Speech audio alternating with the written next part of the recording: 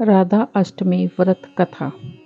पुरानी कथाओं के अनुसार राधा माता गोलोक में श्री कृष्ण के साथ निवास करती थी। एक बार देवी राधा गोलोक से कहीं बाहर गई। जब वापस आई तो देखा कि कृष्ण भगवान गोलोक में नहीं है। उस समय भगवान श्री कृष्ण अपनी एक सखी विराजा के साथ गोलोक में घूम रहे थे।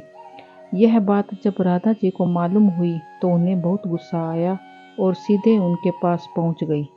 वहां पहुंचकर उन्होंने भगवान श्री कृष्ण को काफ़ी भला बुरा कहा।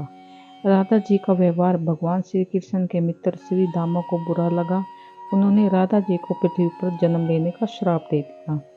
राधा रानी को इतने गुस्से में देखकर कृष्ण भगवान की सखी भी विराजा वहां से चली गई। इस श्राप के बदले में राधा ने श्री दामा को राक्षस कुल में जन्म लेने का श्राप दे दिया।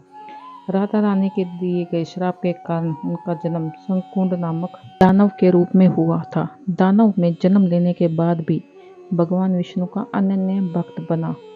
वही दूसरी ओर राधा रानी ने भी पृथ्वी पर वृषभानु के घर पुत्री के रूप में जन्म लिया।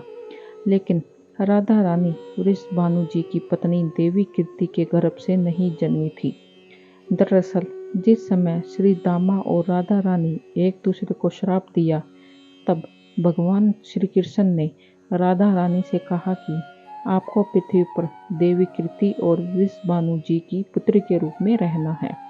इसके आगे भगवान श्री कृष्ण ने राधा रानी से कहा कि जब आप विवाह के योग्य हो जाएगी तो आपका विवाह मनुष्य के अवतार में रायण नामक एक वैश्य से होगा। हालांकि वह भी मेरा अंश अवतारों में से एक होगा। आप धरती पर भी मेरी प्रियतम बनकर ही रहेगी, परंतु हम दोनों को वहां बिछड़ने का दुख सहना होगा। हे राधा रानी, अब आप धरती पर जन्म लेने की तैयारी करें। संसारिक दृष्टि में देवी कीर्ति गर्भवती हुई है और उन्हें प्रसव भी हुआ है, लेकिन देवी कीर्ति के गर्भ में योग माया की प्रेरणा से वायु का प्रवेश हुआ और उन्होंने वायु को जन्म दिया। जब वह प्रसव पीड़ा से गुजर रही थी, उसी समय वहीं देवी राधा रानी एक प्यारी सी कन्या के रूप में प्रकट हुई। जिस दिन राधा रानी प्रकट हुई वह भाद्रपद शुक्ल पक्ष अष्टमी का दिन था। इसलिए भाद्रपद शुक्ल पक्ष अष्टमी को राधा रानी अष्टमी के रूप में जाना जाता है। इस दिन भगवान श्री कृष्ण और राधा रानी की पूजा की जाती है। इस व्रत करने से हमें सभी संसारिक सुख आनंद प्राप्त होते हैं। मान्यता के अनुसार इस व्रत को करने से धन की कमी नहीं होती और घर में बरकत बनी रहती है।